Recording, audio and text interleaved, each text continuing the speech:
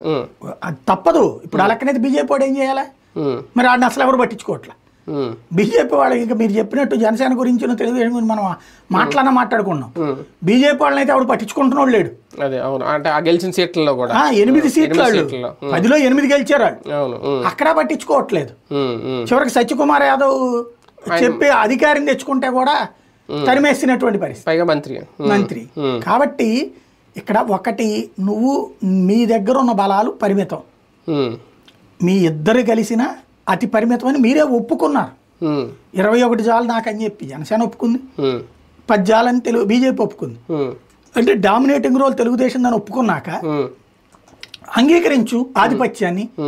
అక్కడ చంద్రబాబు, పవన్ కళ్యాణ్, పురంధేశ్వరి అంగీకరించాక కింద స్థాయి కార్యకర్త అంగీకరించనంటే అట్టగా అది ఇక కలుపుకెళ్ళడం అంటారా?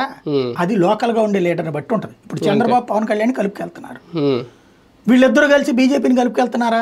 మీరు అబ్జర్వ్ చేయండి, లేదు, నా మాత్రంగా ఉంది.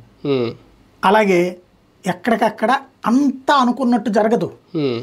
ఇది గొడవల వైపుకు పోకుండా చూసుకోవాల్సిన బాధ్యత వాళ్ళది. ఒక్కటి మాత్రం ఖాయం, పవన్ కళ్యాణ్ ప్రధానమైనటువంటి తన దీర్ఘకాలిక వ్యూహం నాకుంది అని ఆయన చెప్పిన పాయింట్ నేను ఆ రోజునే చెప్పా. చంద్రబాబు నాయుడు అనే వ్యక్తిని బేస్ చేసుకుని పైకి తీసుకొచ్చి